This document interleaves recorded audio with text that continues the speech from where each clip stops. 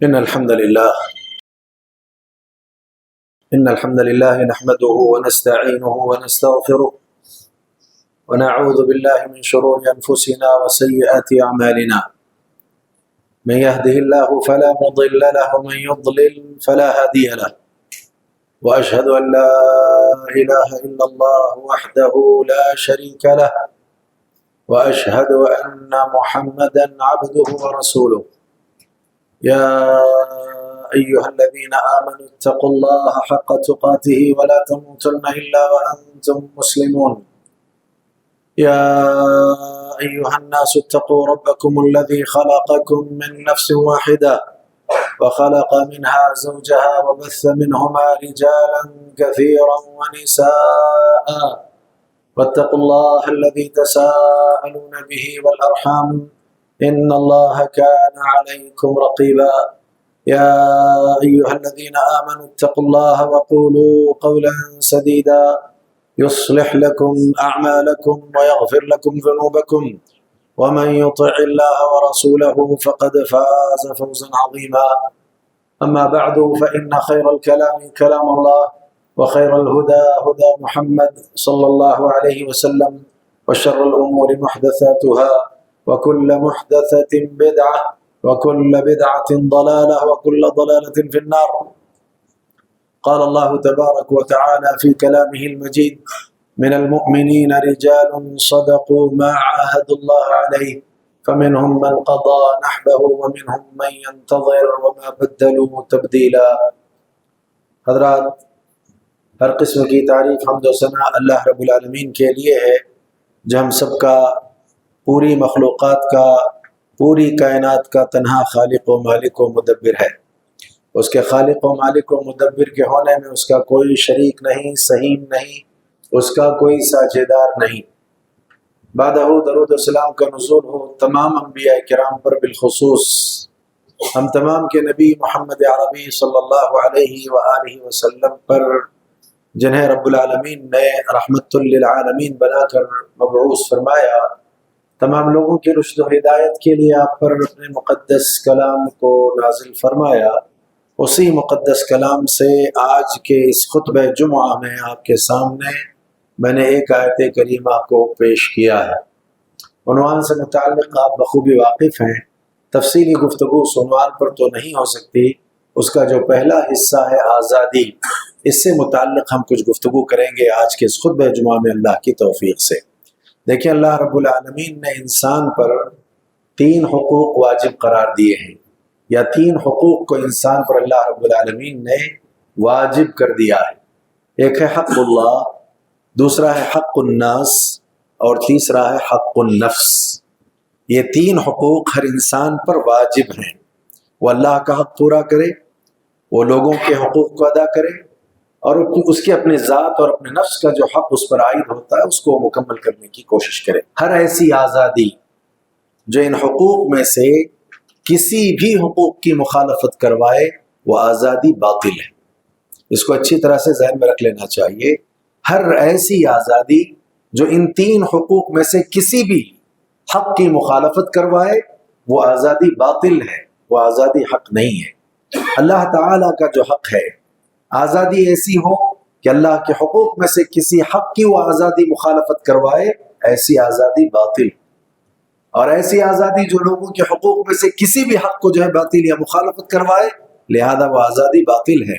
اور آپ کے اپنے ذات کے جو حقوق ہیں، آزادی اگر ان حقوق میں سے کسی کی بھی مخالفت کروا دیتی ہے، وہ آزادی باطل۔ لہذا تینوں حقوق کی ادائیگی یہ از حد ضروری ہے، اور اسی کا نام اصل میں اطاعت و عبادت و فرما برداری، جو بھی آپ اس کو کہہ لیں، یہ موجود ہے۔ دوسری شے جس کو ذہن میں رکھنے کی ضرورت ہے وہ یہ کہ اس پوری کائنات میں جتنی بھی چیزیں ہیں، آزادی پوری کی پوری کائنات کی طلب ہے۔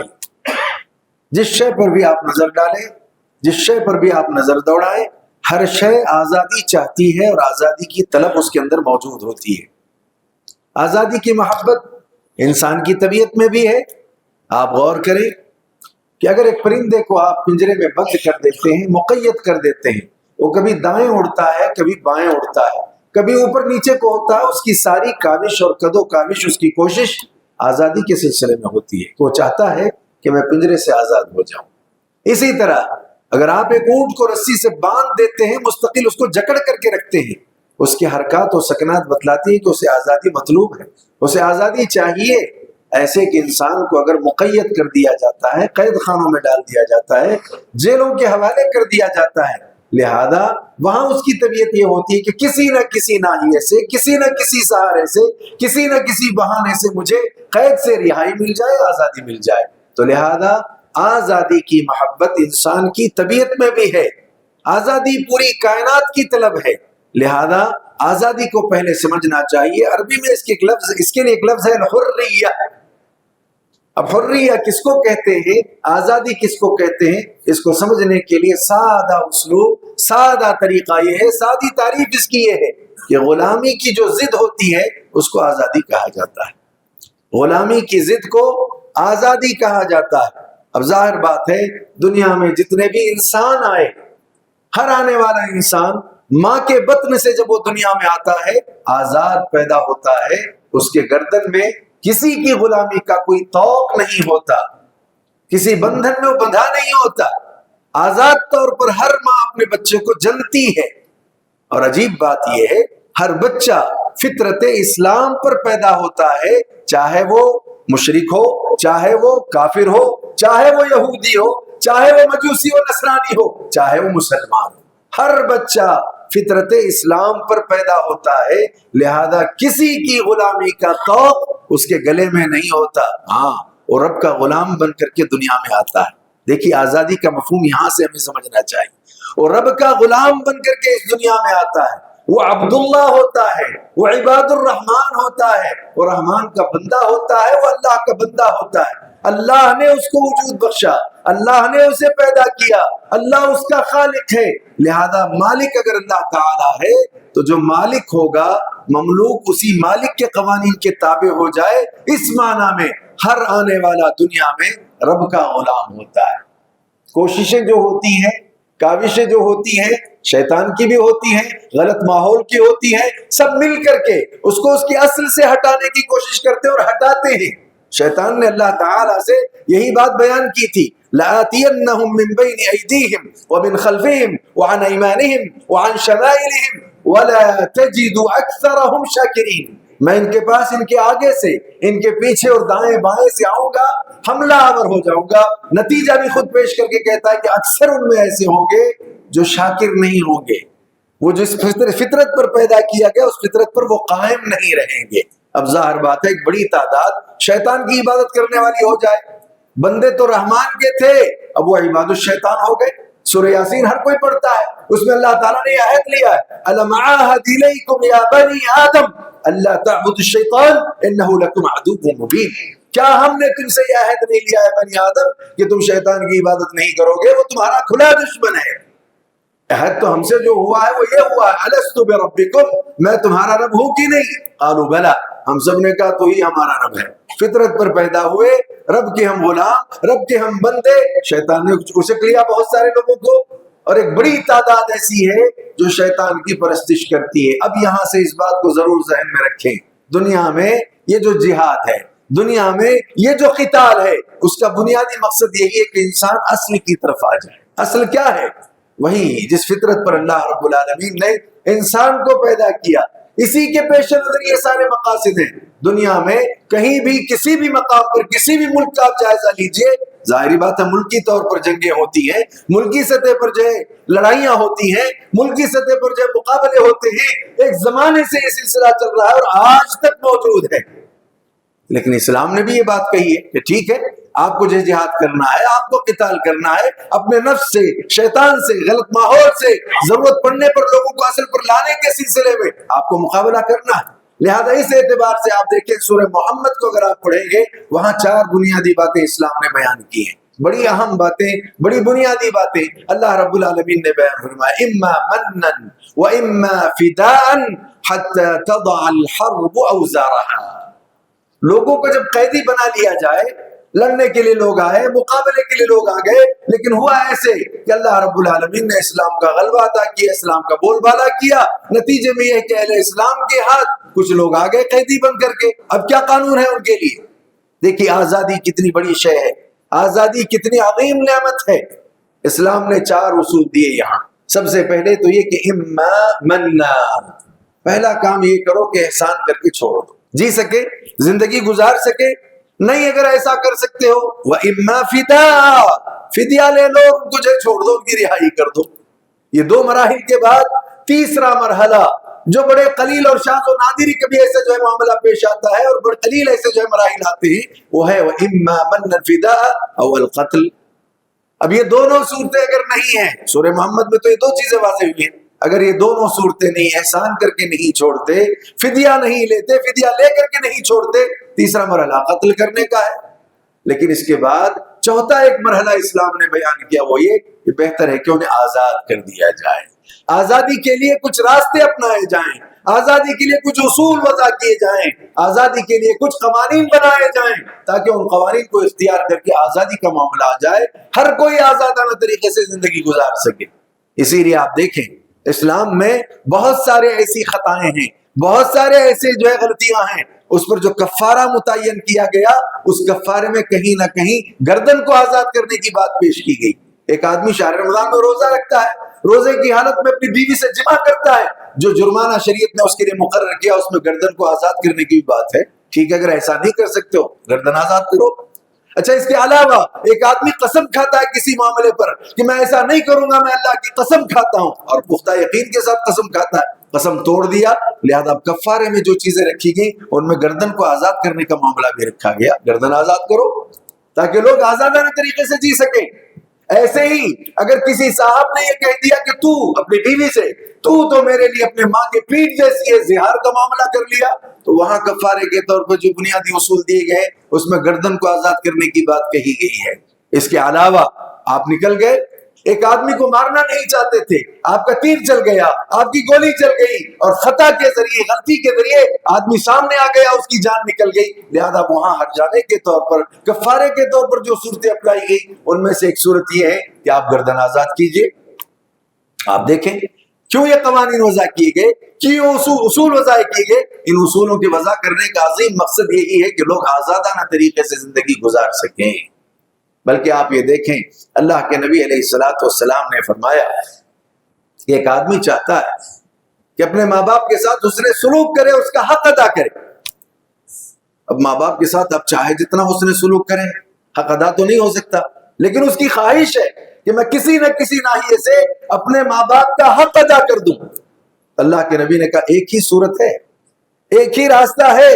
اگر کسی آدمی نے وہ کام کر لیا, گویا اس نے ماں باپ کے ساتھ حسن سلوک کا حق ادا کر دیا. وہ کام کیا ہے؟ ماں میں سے, باپ میں سے کسی کو لونڈی بنا لیا گیا, کسی کو غلام بنا لیا گیا. اب اس کو پتا چل گیا کہ میرا باپ غلام ہے, پوری کاوش کرتا ہے, پوری کوشش کرتا ہے, اور محنت کے ذریعے انہیں خرید کر کے آزادی دلاتا ہے, غلامی سے رہائی دلا دیتا ہے. اس معنی میں اس نے اپنے ماں باپ کے ساتھ حسن سلوک کا حق ادا کر دیا ہے. تو آپ اندازہ لگائیے, اسلام یہ چاہتا ہے کہ سب کو آزادی ملے, سب مکمل آزادی کے ساتھ رہیں. اسی لیے ہم نے یہ کہا ہے کہ اصل میں حریہ, یہ جو لفظ ہے آزادی, اس کو سمجھنے کی ضرورت ہے. یہ غلامی کی ضد ہے.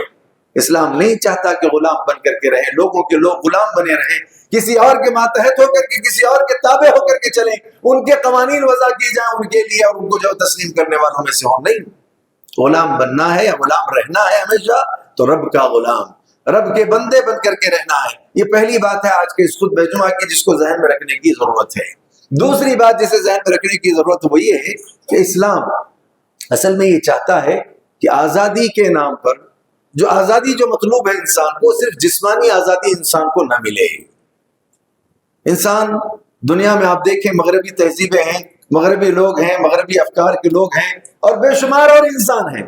سب کی سعی ہے, سب کی کوششیں ہیں, ہر کوئی آزاد رہے. یہاں آزادی کا مفہوم کیا ہے ان کے نزدیک؟ جسمانی آزادی ملنی چاہیے, پوری طریقے سے آدمی جسم کے طور پر آزاد رہے.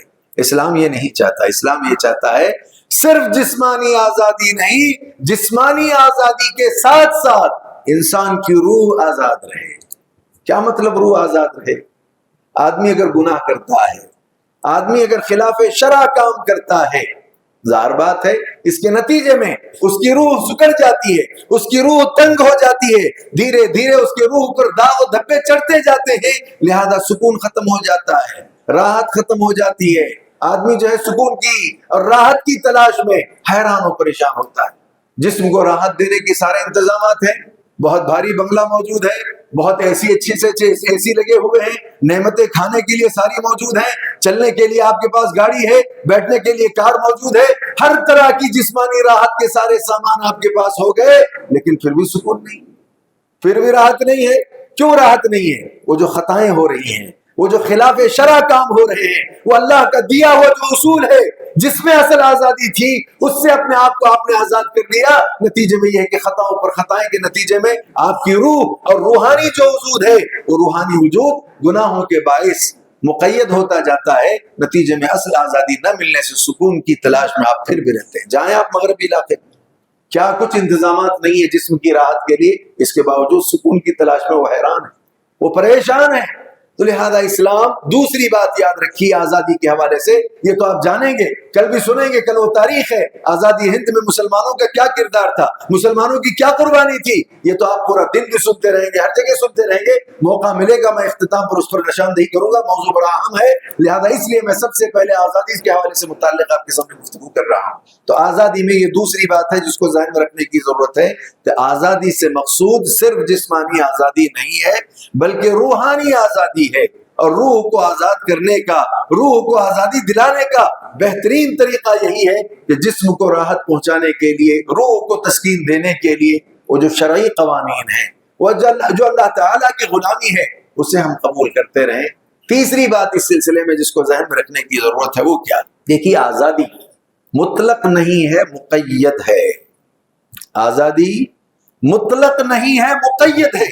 اہل علم نے بہت بڑی بات بیان کی اس سلسلے میں، یہ کہا جو آدمی بھی مطلق آزادی کی بات کرتا ہے یا مطلق آزادی کی دعوت دیتا ہے، مطلق آزادی کی طرف بلاتا ہے، اس نے کفر کر لیا ہے۔ کیسے مطلق آزادی؟ کس بات کی مطلق آزادی؟ پوری دنیا میں کہیں مطلق آزادی نہیں ہے۔ اگر آپ ملکی طور پر چلیں گے تو ملک کے قانون ہیں، کہاں آزاد ہیں آپ؟ کسی اور ممالک کے جائیں، چاہے یہودیت ہو، چاہے نصرانیت ہو، چاہے مجوسیت ہو، ہر جگہ ہر کسی کے اصول ہیں، ہر کسی کے ضابطے ہیں، ہر کسی کے قانون ہیں، لہذا آپ کو کہیں نہ کہیں کسی کے قانون کے تابع ہو کر کے چلنا ہے۔ کہاں آپ مطلق طور پر آزاد ہیں؟ مطلق آزادی تو کسی کو ہے ہی نہیں، جو آپ چاہیں، جیسے آپ چاہیں، جس طرح سے آپ چاہیں نہیں زندگی کو گزار سکتے۔ جب سارے جگہ پر قوانین وضع کیے گئے ہیں تو سب سے بہترین قانون تو اللہ تعالیٰ کا ہے، تو پھر آپ کو کیا کرنا چاہیے؟ اپنے آپ کو مقید کرنا چاہیے آزادی کے نام۔ مطلق آزادی نہیں ہے، مقید ہے، لہذا دنیا میں جو بھی انسان آیا ہے اسے اللہ تعالیٰ کے احکام کی پابندی کرنی ہے۔ اس سلسلے میں آپ غور کریں، اللہ رب العالمین نے قرآن مجید میں ہمارے پیدائش کے مقصد کو بیان کرتے ہوئے کتنی جامع بات بیان کی اور فرمایا وَمَا خَلَقْتُ الْجِنَّ وَالْإِنسَ إِلَّا لِيَعْبُدُونِ۔ قانون سب کے ہیں، اب مطلق کون ہو سکتا ہے؟ کوئی بھی مطلق نہیں ہو سکتا، مقید ہیں، لہذا آپ یہاں سے دوسرے ممالک جائیے، قوانین کے اعتبار سے وہاں کی پابندی، وہاں یہاں نہیں آتے یہاں کی پابندی، آپ گھر میں رہیں گھر کے اصول ہیں، بازار میں رہیں بازار کے اصول ہیں، مسجد میں رہیں مسجد کے اصول ہیں، کیا قانون نہیں ہے؟ ہر جگہ قانون موجود ہے۔ تو لہذا ایسی صورت میں یہ وَمَا خَلَقْتُ الْجِنَّ وَالْإِنسَ إِلَّا لِيَعْبُدُونِ، میں نے پیدا کیا ہے جن اور انسانوں کو، اور پیدا کرنے کا مقصد کیا تھا؟ میری عبادت ہے۔ تو لہذا معلوم یہ ہوا کہ جب سارے قوانین ہیں اور آدمی مطلق نہیں ہے، آزاد نہیں، مطلق آزاد نہیں، مقید ہے، تو لہذا سب سے بہترین قید اللہ کے قوانین کو اختیار کرنا ہے۔ اللہ تعالیٰ نے اسی لیے ایک مقام پر فرمایا وَقَضَىٰ رَبُّكَ أَلَّا تَعْبُدُوا إِلَّا إِيَّاهُ، تیرے رب کا یہ حتمی فیصلہ ہو چکا ہے کہ عبادت صرف اسی کی، اس کے علاوہ کسی اور کی عبادت نہیں۔ ایک اور مقام پر اللہ رب العالمین نے فرمایا وَاعْبُدُوا اللَّهَ وَلَا تُشْرِكُوا بِهِ شَيْئًا، صرف اللہ کی عبادت کرو اور اللہ کی عبادت میں کسی اور کو شریک نہ ٹھہراؤ۔ ایک اور مقام پر اللہ رب العالمین نے بڑے پیارے اسلوب میں اس بات کو سمجھایا یا ایھا الناس، مومن نہیں، اسلام والے نہیں، انسانیت کا بھی یہی تقاضا ہے کہ سارے انسان اپنے اصل خالق کو پہچانے، اپنے اصل خالق کو مالک اور حقیقی معبود سمجھے، اسے احکم الحاکمین تصور کرتے ہوئے اپنے آپ کو اس کے احکام کے تابع کر دیں۔ لہذا یہ اصل اساس ہے، یہ اصل بنیاد ہے۔ لہذا اس اعتبار سے اللہ نے سارے لوگوں سے خطاب کر کے فرمایا یا ایھا الناس اعبدوا ربکم الذی خلقکم والذین من قبلکم لعلکم تتقون، اے لوگو اپنے اس رب کی عبادت کرو جس نے تم کو پیدا کیا، تم سے پہلے کے لوگوں کو پیدا کیا۔ مقصد اصل میں کیا ہے؟ اللہ تعالیٰ کا تقویٰ ہے، اللہ تعالیٰ کا تقویٰ ہی اصل مقصد ہے۔ لہذا اس اعتبار سے اسلام یہ چاہتا ہے کہ مسلمان بطور خاص آزاد نہ ہو۔ کیا مطلب آزاد نہ ہو؟ آزاد نہ ہو کا مطلب یہ ہے کہ یہ اللہ کے علاوہ کسی اور کی عبادت کرنے میں آزاد نہ ہو، یہ شرک کرنے میں آزاد نہ ہو، یہ بدعات کرنے میں آزاد نہ ہو، یہ شہوتوں کے پورا کرنے میں آزاد نہ ہو، یہ شبہات کے سلسلے میں آزاد نہ ہو۔ کون سی آزادی ہے؟ حدود ہیں، قیود ہیں۔ عقیدے میں رہتے ہوئے آپ آزاد رہیے، سنتوں کی اتباع کرتے ہوئے آپ آزاد رہیے، شہوات کو قابو اور کنٹرول میں رکھتے ہوئے آپ آزاد رہیے، شبہات سے بچتے ہوئے، غلط شبہات سے بچتے ہوئے آپ آزاد رہیے۔ لہذا آزادی تو اصل یہ ہے کہ آپ کو اس میں آزاد رہنا ہے، اس سے آزاد ہو کر کے شرکی آپ کام کر لیں، کفری آپ کام کرنے لگ جائیں اور آپ بدعات کا ارتکاب کرنے لگ جائیں۔ نتیجے میں یہ ہے کہ یہ نافرمانیاں آپ کو رحمان کی عبادت سے، رحمان کی فرما برداری سے نکال دیں گے، اور نتیجے میں یہ ہے کہ ذلت کا سامنا ہوگا، رسوائی کا سامنا ہوگا۔ بہرحال اس سلسلے میں بہت ساری باتیں بیان کی جا سکتی ہیں۔ ایک بنیادی بات جس کو ذہن میں رکھنے کی ضرورت ہے وہ یہ بھی ہے کہ دیکھیے اللہ تعالیٰ کے جو احکام ہیں، ان احکام کے تابع ہونا یہ اصل آزادی ہے۔ ان احکام سے آزاد ہو کر کے زندگی گزارنا یہ اصل میں کسی نہ کسی کا غلام بننا ہے۔ یہ بہت بنیادی بات ہے، اس کو ذہن میں رکھیں۔ اللہ تعالیٰ کے احکام کے تابع ہونا اصل آزادی ہے، اور اللہ کے احکام سے آزاد ہو کر کے زندگی گزارنا کسی نہ کسی کا غلام بننا ہے۔ کسی نہ کسی کا سے مراد اللہ کی مخلوق میں سے کسی نہ کسی کا غلام بننا ہے۔ عجیب بات دیکھیں آپ، لوگوں کے حالات کا اگر آپ جائزہ لیں تو کبھی اللہ کہتے ہیں ارأیت من اتخذ الہہ ہواہ، تم نے اپنے خواہشات کو معبود بنا لیا۔ غلام کس کا ہو گیا؟ یہ خواہشات کا غلام ہو گیا، اور خواہشات اس کے معبود کے درجہ پا چکی ہیں۔ ایک اور جگہ اللہ تعالیٰ فرماتے ہیں، اور یہ بڑے پیارے اسلوب میں اللہ تعالیٰ نے بات بیان فرمائی کہ وَأَمَّا مَنْ خَافَ مَقَامَ رَبِّهِ وَنَهَى النَّفْسَ عَنِ الْهَوَىٰ فَإِنَّ الْجَنَّةَ هِيَ الْمَأْوَىٰ، رب کے سامنے کھڑے ہونے سے جو ڈر گیا، نفسانی جو خواہشات جس کو معبود کا درجہ دیا گیا ہے، غلط قسم کی، حرام قسم کی جو خواہشات ہیں، اس سے کوئی رک گیا، جنت ہی اس کا ٹھکانہ ہے۔ بلکہ ایک حدیث میں اللہ کے نبی بڑی پیاری بات بیان فرماتے ہیں، تعیس عبد الدینار وعبد الدرہم، بھئی دینار کا بندہ، درہم کا بندہ ہلاک ہو گیا، تباہ و برباد ہو گیا۔ تو اس کا مطلب یہ ہوا، میں نے کہا تھا رب کے احکام سے آزاد ہو گئے تو کسی نہ کسی کے ہم جو ہے غلام ہو جائیں گے۔ یہاں مال کا غلام ہوتا ہے، دینار کا غلام ہوتا ہے، درہم کا غلام ہوتا ہے۔ وہ دینار، وہ درہم، وہ مال، وہ دولت جہاں چاہے جیسے چاہے اس کو جو ہے لے کر کے گھومتے رہتے ہیں۔ یہاں نہ حلال کی تمیز ہے نہ حرام کی تمیز ہے۔ اللہ نے حلال کے اصول دیے، حرام کے اصول دیے۔ یہ اصل آزادی ہے کہ اس میں رہتے ہوئے آپ جتنا ترقی کرنا چاہتے کیجئے، حرام سے بچتے ہوئے ترقی کیجئے، حلال پر رہتے ہوئے ترقی کیجئے۔ جتنا آپ آگے بڑھ سکتے ہو بڑھنے کی کوشش کیجئے، تو بات بنے گی، تب ہم کامیابی و کامرانی سے ہمکنار ہوں گے۔ اسی لیے اللہ رب العالمین نے اس بات کو بڑے پیارے اسلوب میں سمجھایا ہے، پوری کائنات پر آدمی نظر ڈالے، اللہ کی ساری مخلوقات پر نظر ڈالے سوائے انسان اور جن کے، جتنی بھی مخلوقات ہیں یہ سب کے سب رب کے غلام ہیں، سب کی سب کرہن، چاہے وہ جو ہے پسند کرے نہ کرے، اللہ تعالیٰ نے ان کو بنایا ہے ایسا کہ وہ سب کے سب اللہ تعالیٰ کی فرما برداری، اللہ کی عبادت، اللہ کی غلامی قبول کر رہے ہیں۔ دیکھیں آپ دلیلیں اس سلسلے میں کتنی ہیں۔ قرآن مجید میں ایک مقام پر اللہ رب العالمین نے فرمایا وَلَهُ أَسْلَمَ مَن فِي السَّمَاوَاتِ وَالْأَرْضِ طَوْعًا وَكَرْهًا وَإِلَيْهِ تُرْجَعُونَ۔ یہ آسمانوں میں جو کچھ ہے، زمینوں میں جو کچھ ہے، یہ سب کس کے فرما بردار ہیں؟ اللہ تعالیٰ کے فرما بردار ہیں۔ انسان کو چھوڑ کر کے، جنوں کو چھوڑ کر کے، آپ اندازہ لگائیے کہ آزادی ان کی یہ ہے جو رب کی بندگی میں ہے، رب کی غلامی میں ہے، ہر شے اللہ تعالیٰ کی عبادت میں مصروف ہے۔ ایک جگہ اللہ تعالیٰ نے فرمایا، آسمان اور زمین کا جہاں تذکرہ کیا، ہم نے آسمان کو 2 دنوں میں، درمیان کی چیزوں کو 2 دنوں میں، پھر زمین کو، پھر اس کے تمام چیزوں کو 2 دنوں میں پیدا کیا۔ اس کے بعد دونوں سے اللہ نے فرمایا، کیا فرمایا اللہ رب العالمین نے؟ قالتا، بلکہ یہ کہا ائتیا طوعا او کرہا قالتا اتینا طائعین. آسمان سے بھی زمین سے بھی اللہ نے کہا چاہے پسند کرو چاہے اپنی طبیعت سے ہو، تمہاری چاہت کے مطابق ہو، آؤ فرما بردار بن کر کے. دونوں کے دونوں نے کہا کہ ہم فرما بردار بن کر کے پہنچتے ہیں. بلکہ ایک اور مقام پر اللہ رب العالمین نے فرمایا الم تر ان اللہ یسجد له من فی السماوات ومن فی الارض والشمس والقمر والنجوم والجبال والشجر والدواب وكثير من الناس. اللہ اکبر. کیا آپ لوگ غور نہیں کرتے؟ الم تروا ان اللہ یسجد له من فی السماوات ومن فی الارض، آسمان و زمین میں جو بھی چیزیں ہیں سب اللہ تعالیٰ کے لیے سجدہ کرتی ہیں، حتیٰ کہ چاند، سورج، والشمس والقمر والنجوم سارے ستارے، والجبال سارے پہاڑ، والشجر سارے درخت، وکثیر من الناس والدواب سارے چوپائے سارے جانور، اور ایک بڑی تعداد انسانوں کی اللہ تعالیٰ کی عبادت کرتی ہیں. یہ ساری کی ساری اللہ تعالیٰ کی مخلوق اور اللہ تعالیٰ کی بندگی میں مشغول اور مصروف ہے. یہ بات یاد رکھیں کہ اگر اللہ کے احکام کے تابع ہم ہو جاتے ہیں، یہ اصل آزادی ہے، اس سے آزاد ہو جاتے ہیں، کسی نہ کسی کے ہم غلام ہو جائیں گے. اور اس غلامی سے زیادہ بہتر ہے کہ رب کی غلامی قبول کی جائے. ساری کائنات ساری مخلوقات رب کی غلامی میں ہے. اللہ نے ہم کو عقل دے کر کے، اختیار تھوڑا سا دے کر کے، یہ کیا آزادی اللہ نے دی کہ انتخاب کرو. ہم کیا انتخاب کر رہے ہیں؟ باطل کا انتخاب کرتے ہیں، حق کو چھوڑ دیتے ہیں.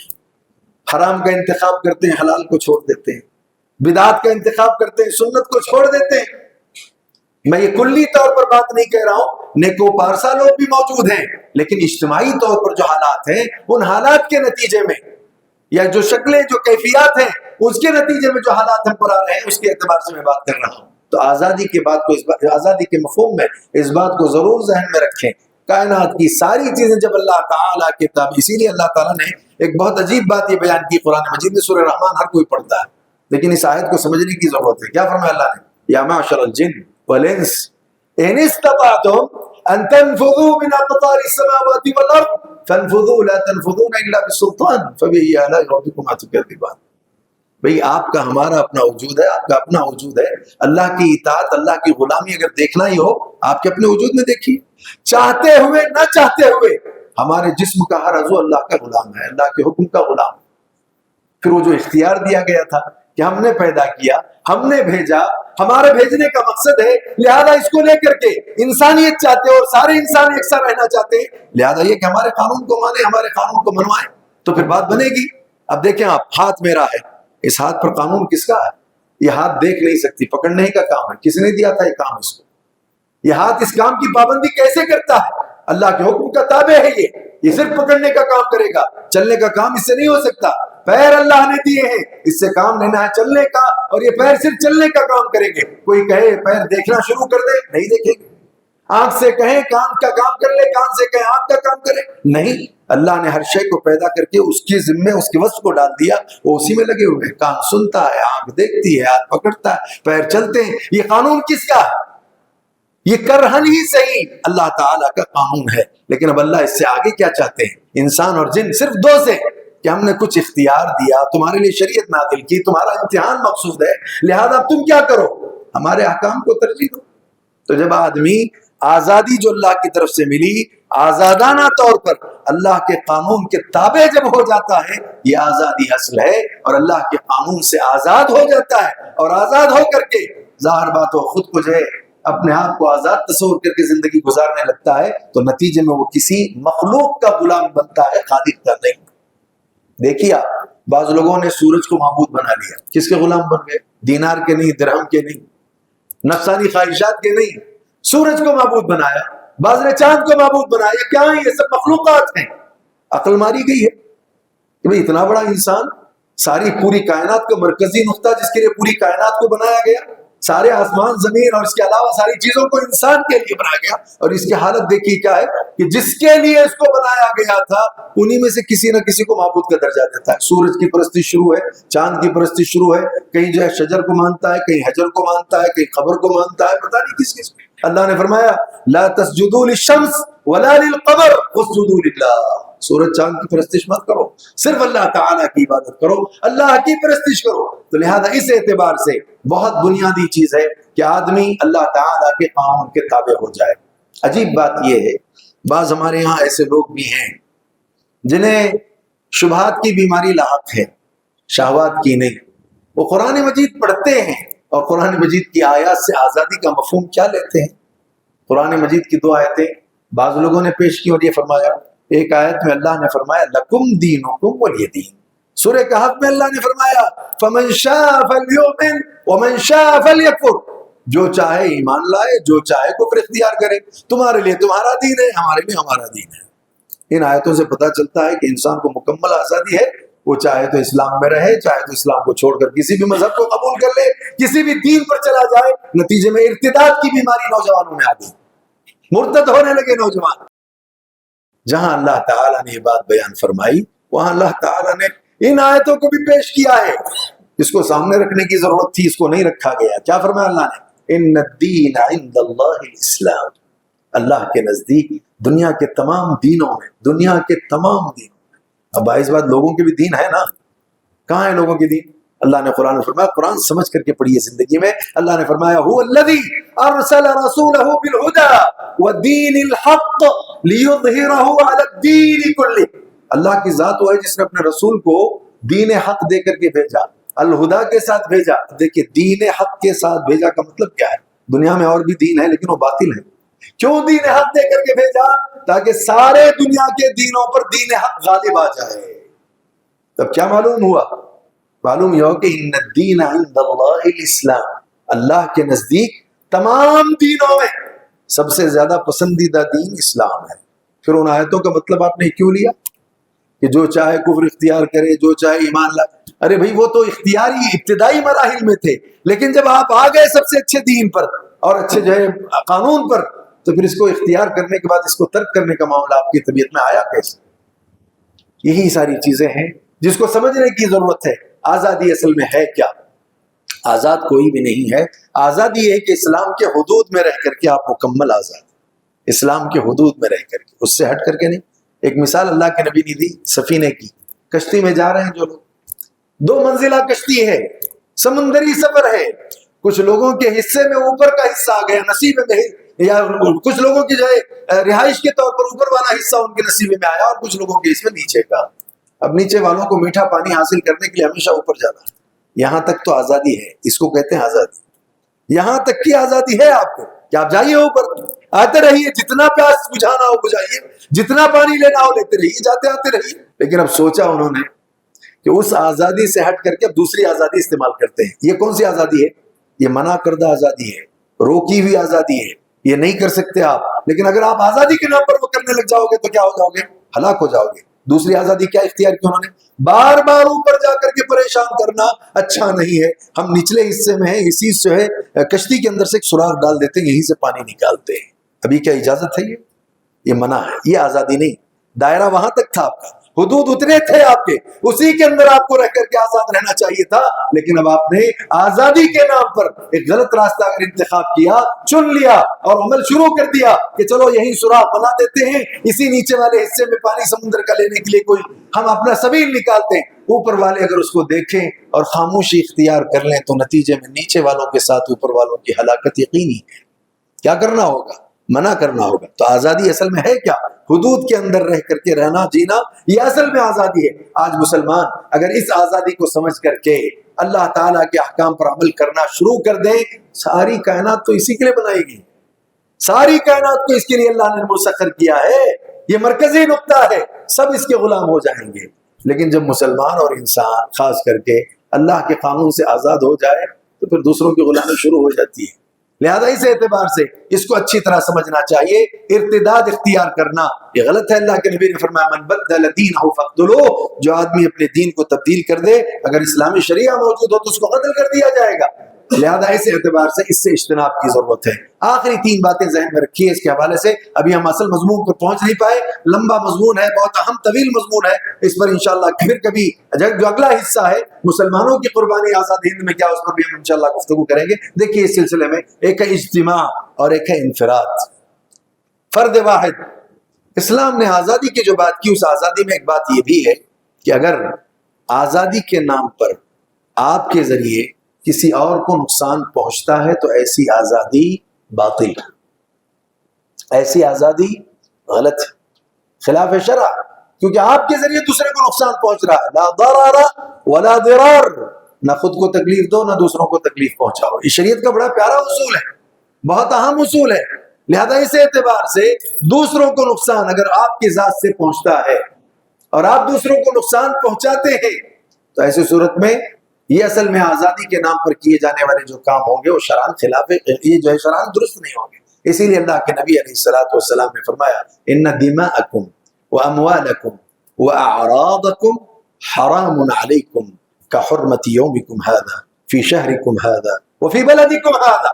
مکہ جیسے مقدس مقام پر حج کے ایام میں اللہ کے نبی علیہ الصلوۃ حج والا عمل کرتے ہوئے یہ کہتے ہیں آج کا دن یہ جگہ اور یہ مقام جتنا حرمت والا ہے، جتنی عظمت والا ہے، شان اور مقام و مرتبے والا ہے، ایک انسان کی عزت اور خاص کر مسلمان کی عزت، جان، آبرو، یہ سب جو ہے حرمت والے ہیں، لہذا ناحق اس پر جو ہے قبضہ نہیں جمایا جا سکتا۔ تو آپ کی ذات سے خلاف شرع کام نہ ہو، دوسروں کو نقصان نہ پہنچے۔ اسلام نے دوسروں کے لیے بھی حقوق دیے، میں نے شروع میں کہا تھا ایک اللہ کا حق ہے، دوسرا لوگوں کا حق ہے، تیسرا اپنی ذات کا آپ کا حق ہے۔ اگر ایسی آزادی جو ان میں سے کسی ایک کے کسی حقوق میں سے کسی بھی حق کے خلاف کروا دے وہ آزادی، یا کسی حق کو ساقط کروا دے وہ آزادی باطل ہے۔ اللہ کے حق میں سے کسی حق کو ساقط کروا رہی آزادی، وہ آزادی باطل ہے۔ بندوں کے حقوق میں سے کسی حق کو ساقط کرواتی آزادی، وہ آزادی باطل ہے۔ آپ کے اپنے ذات کے حقوق میں سے کسی حق کو ساقط کرواتی آزادی، وہ آزادی باطل ہے۔ لہذا لوگوں کے حقوق ہیں آپ کے اوپر، اسے ادا کرنے کی آپ کوشش کیجیے۔ آپ کے اپنے ذات کا حق ہے آپ کے اوپر، خودکشی کرنا اسی لیے حرام کر دیا گیا، اپنے آپ کو ہلاکت میں ڈالنا اسی لیے ہلاک کر دیا گیا، شراب پینا اسی لیے حرام کر دیا گیا، یہ جو آج کل ہمارے یہاں جو گٹکا پتہ نہیں کیا کیا نشہ اور چیزیں کھائی جاتی ہے، اپنے آپ کو ہلاکت کی طرف لیا جاتا ہے، لہذا سب کو حرام کر دیا گیا۔ اپنے آپ کو ہلاک نہ کریں، بلکہ آپ دیکھیں اسلام کتنا پیارا دین ہے۔ یہ آخری بات ہے، اسلام اتنا پیارا دین ہے کہ آزادی کے نام پر آپ عبادت اللہ کی کریں، لیکن عبادت میں بھی اگر آپ حد سے تجاوز کر دیتے ہیں اور وہ عبادت اپنے آپ کو یا آپ کی ذات کو ہلاکت میں ڈال دیتی ہے، ایسی عبادت بھی حرام ہے۔ اچھی طرح سمجھ لیں اس کو۔ اللہ کی عبادت پیدائش کا مقصد ہے، آزادی کے نام پر اللہ ہی کی عبادت آپ کریں، لیکن اس عبادت میں اتنا آپ نے غلو کر لیا کہ اس سے آپ کی اپنی ذات ہلاک ہو رہی ہے، نتیجے میں ایسی عبادت بھی جائز نہیں ہے۔ مثالیں موجود ہیں اس میں۔ اللہ کے نبی علیہ الصلوۃ والسلام کے پاس ام المومنین عائشہ رضی اللہ عنہا کے پاس آئے نا تین صحابہ، تینوں نے پوچھا نبی کا کیا کام گھر میں ہوتا ہے، ساری چیزیں بتانے کے بعد فیصلہ کیا ہے، کیا فیصلہ؟ عبادت ہے۔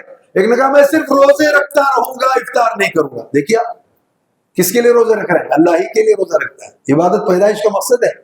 کہا میں روزے ہی رکھوں گا، افطار نہیں کروں گا۔ دوسرے نے کہا یہ اصل میں رکاوٹ عبادت کے لیے بیویاں عورتیں ہوتی ہیں، میں شادی ہی نہیں کروں گا۔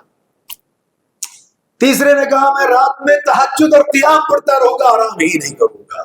یہ دیکھیے عبادت ہے، لیکن عبادت میں ایسی عبادت کہ جس سے آپ کی ذات ہلاک ہو سکتی ہے، آپ کو نقصان پہنچ سکتا ہے، تو اللہ کے نبی ان تک پہنچے اور پہنچ کر اپنے آپ کو پیش کر کے یہ کہا میں تمہارے لیے اسوہ ہوں، میری زندگی تمہارے لیے نمونہ ہے، میں کھاتا بھی ہوں اور میں افطار بھی کرتا ہوں، روزہ بھی رکھتا ہوں، میں آرام بھی کرتا ہوں اور میں جاگتا بھی ہوں، میں روزے بھی رکھتا ہوں، افطار بھی کرتا ہوں، میں نے شادیاں بھی کی ہیں۔ اسی حدیث کے آخر میں آپ نے فرمایا فمن رغب عن سنتی فلیس منی، جو میری سنت سے اعراض کرے گا اس کا مجھ سے تعلق نہیں ہے۔ ہم نے دین سمجھا نہیں جیسے ہم کو سمجھنا چاہیے، بلکہ یہاں تک اہل علم کہتے ہیں ایک آدمی میں پیٹ کا مرض لاحق ہے، بہت پیٹ کی جو شدید بیماری لاحق ہے، اس شدید بیماری میں مرض میں وہ روزہ نہیں رکھ سکتا۔ روزہ عبادت ہے، لہذا بھی یہ سوچے کہ بھئی روزہ رکھنے سے صحت ملتی ہے، لیکن اگر یقین آئے ڈاکٹروں کے ذریعے کہ روزہ نہیں رکھا جا سکتا ہے، آپ کے بطن کا معاملہ ایسا ہے، نتیجے میں آپ ہلاک ہو سکتے ہیں، تو اہل علم کہتے ہیں اس کے لیے روزہ رکھنا جائز نہیں، درست نہیں، اگرچہ کہ وہ عبادت ہے۔